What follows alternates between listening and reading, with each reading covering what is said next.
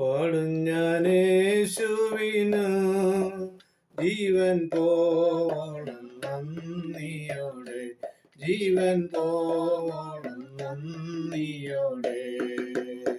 സ്വന്ത ജനമായ യൂതന്മാരെ തള്ളിയന്തതയിൽ കിടന്നു. സ്വന്ത ജനമായ യൂതന്മാരെ തള്ളിയന്തതയിൽ കിടന്നു. ബഹുസന്താപത്തോടെഴുന്നീടുമ്പുരാജാതി സന്തതിയെ വിടോനെ. ബഹുസന്താപത്തോടുഴന്നീടുമ്പുരാജാതി സന്തതിയെ വിടോനെ. പാടും ഞാൻ യേശുവിനു ജീവൻ പോവോളം നന്ദിയോടെ, ജീവൻ പോവോളം നന്ദിയോടെ.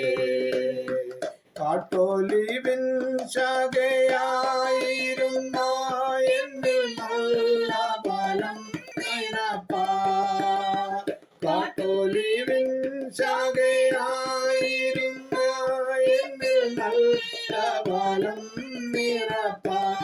അവൻ വെട്ടിയുടെ ചെന്നെ നല്ലൊലിവിൻ തരു കോടതു ചിന്തിച്ചെന്നും.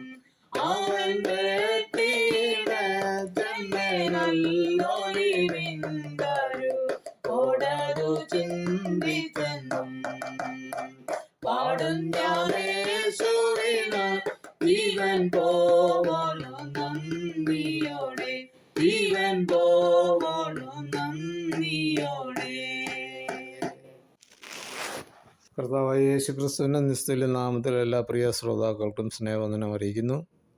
ഇന്നത്തെ നമ്മുടെ ചിന്തയ്ക്കായിട്ട് റോമാലേഖനം 11-ാം അധ്യായം 20-ാം വാക്യത്തിൽ ഞെളിയാതെ ഭയപ്പെടുക എന്നുള്ളൊരു വിഷയം ഓർപ്പിക്കാനാണ് ഞാൻ ആഗ്രഹിക്കുന്നത്. ഒരിക്കലും ഒരു ബിസിനസ്സുകാരൻ വഴിയരികിലിരുന്ന ഭിക്ഷ യാചിക്കുന്ന ഒരു മനുഷ്യനെ കണ്ട് അവന് നല്ല ആരോഗ്യമുള്ളവനായിരുന്നതിനാൽ കച്ചവടക്കാരൻ ചോദിച്ചു, നിനക്ക് നല്ല ആരോഗ്യമുണ്ടല്ലോ, എവിടെയെങ്കിലും പോയി ജോലി ചെയ്ത് ജീവിച്ചുകൂടെ? ഈ ഭിക്ഷ യാചിക്കുന്നതിൽ നല്ലതല്ലേ അത്? അപ്പോൾ ആ മനുഷ്യൻ പറഞ്ഞു, എനിക്ക് ജോലിയില്ല, പണമില്ല, അവസരങ്ങളില്ല, പിന്നെ ഞാൻ ജീവിക്കാൻ എന്ത് ചെയ്യണം? അപ്പോൾ ബിസിനസ്സുകാരൻ പറഞ്ഞു, അവസരങ്ങൾ എല്ലായിടത്തും ഉണ്ട്, നിനക്ക് ആത്മവിശ്വാസവും ധൈര്യവും ഉണ്ടായാൽ മാത്രം മതി. എന്നിട്ട് ചോദിച്ചു, ഞാൻ നിനക്കൊരു അവസരം തന്നാൽ, അതായത് എൻ്റെ ബിസിനസ്സിൻ്റെ പാർട്ണറായി നിന്നെ എടുത്താൽ നിൻ്റെ പ്രതികരണം എന്താണ്? ഭിക്ഷ യാചിച്ച മനുഷ്യന് കേട്ടപ്പോൾ വലിയ ഞെട്ടലുണ്ടായി. എന്നിട്ട് ചോദിച്ചു, എനിക്ക് ബിസിനസ് പാർട്ണറായി ജോലിയോ? എനിക്ക് ഇൻവെസ്റ്റ് ചെയ്യാൻ പണമില്ല, മറ്റൊരു കാര്യവുമില്ല, പിന്നെ താങ്കളുടെ കൂടെ ഞാൻ എങ്ങനെ ജോലി ചെയ്യും? ബിസിനസ്സുകാരൻ അവനെ തട്ടിയിട്ട് പറഞ്ഞു, പണം എനിക്ക് വിഷയമല്ല, ജോലി പരിചയം ആവശ്യമില്ല, എനിക്ക് ആണെങ്കിൽ നെൽകൃഷി ധാരാളമുണ്ട്. നീ ഒറ്റ കാര്യം ചെയ്താൽ മതി, നമ്മുടെ അരി കൊണ്ടുപോയി വിപണിയിൽ വിറ്റാൽ മതി. മാസാവസാനം നമുക്ക് കണക്കുകൾ നോക്കി ഇരുവർക്കും ലാഭവിഹിതം വീതിച്ചെടുക്കാം. എന്താ, ഇത് നിനക്ക് ഇഷ്ടമായോ? ഭിക്ഷക്കാരൻ ഇത് കേട്ട് സന്തോഷിച്ചു.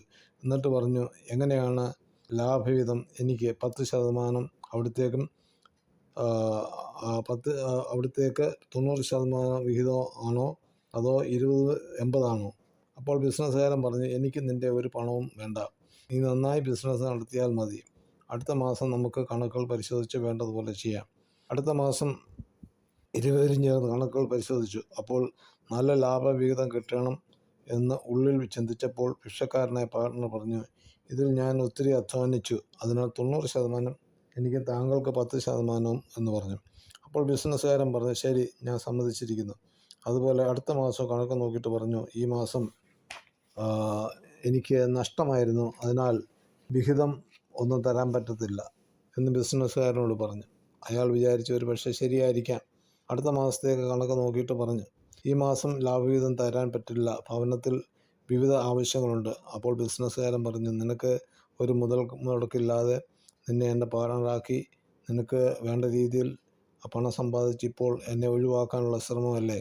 അതിനാൽ ഞാൻ നിന്നെ ഒഴിവാക്കിയിട്ട് മറ്റൊരു പാർട്ണറെ കണ്ടെത്താൻ പോവുകയാണെന്ന് പറഞ്ഞപ്പോൾ ഭിക്ഷക്കാരനായ പാർട്ണർക്ക് ഞെട്ടലുണ്ടായി. തൻ്റെ അഹങ്കാരത്തെക്കുറിച്ച് പശ്ചാത്തപിച്ച് ക്ഷമാപണം നടത്തി. പ്രിയ ശ്രോതാക്കളെ, നമ്മുടെയും അനുഭവം ഇങ്ങനെയൊക്കെ ആയിരുന്നു.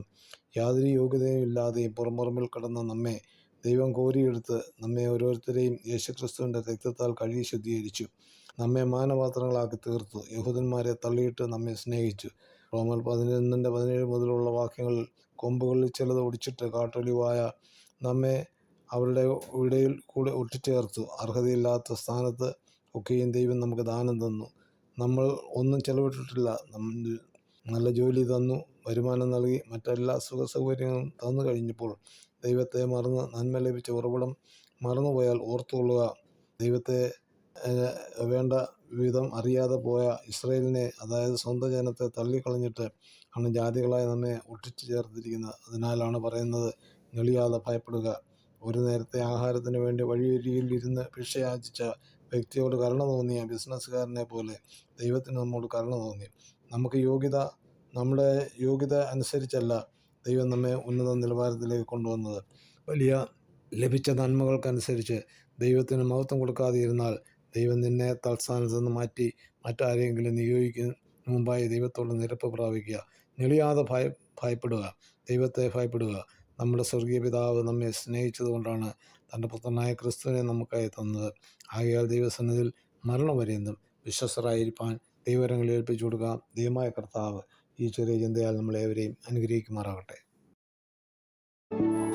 തിരുവചന ഭാഗങ്ങൾ തുടർന്നും ലഭിക്കുവാൻ ഈ വീഡിയോ ലൈക്ക് ചെയ്യുക, ഷെയർ ചെയ്യുക, സബ്സ്ക്രൈബ് ചെയ്ത് സപ്പോർട്ട് ചെയ്യുക. തുടർന്നുള്ള തിരുവചനങ്ങളുമായി നമുക്ക് വീണ്ടും കാണാം.